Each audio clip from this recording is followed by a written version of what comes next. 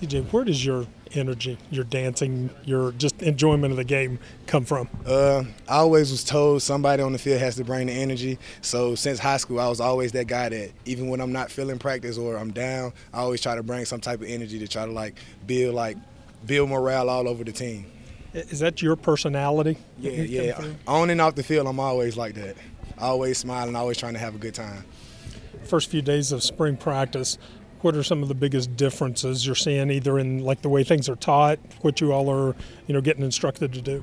Well, as far as differences from the last coaching staff is the offense is basically the same, just like play calls and the way we call in plays and the way we signal things and just the way practice is ran is like every period is something new, so it's always something changing, always moving around, never no down period, so just always active and always doing something. Does this kind of reflect your personality? Yeah, it does. Yeah, the energy, it does reflect my personality. If you ask any of my friends, I'm always smiling, always trying to have a good time, always upbeat.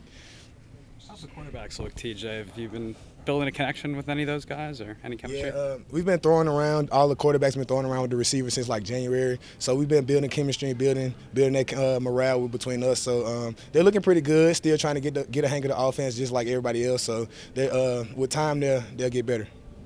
With you all building that with each other, are there differences in like what you see, the way the ball comes out of their hands, rotation, things you've got to get used to?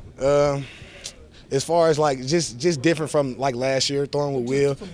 Yeah. Jack, he's a tall guy, so it's like it's easy to see him behind the line, and then Austin, he gets the ball out pretty quick, so it's like he's not as tall, but you can't really see him, so you got to really like expect the ball like whenever it's coming. But I'm a receiver, so whoever's throwing it, I'm trying to catch it, so it really don't matter to me.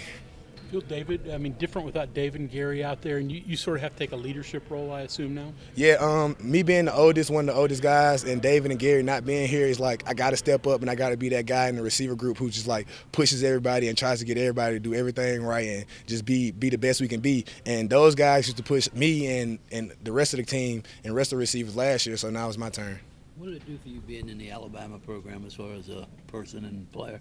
As far as playing for Alabama, it was just like learn a lot about business and being where you're supposed to be, when you're supposed to be there, and just taking like learning film and learning the playbook. Like I learned 2 offenses being in Alabama. This is my 4th offense learning. So like it's just like knowing, like adapting and being able to pick up on offense real quick.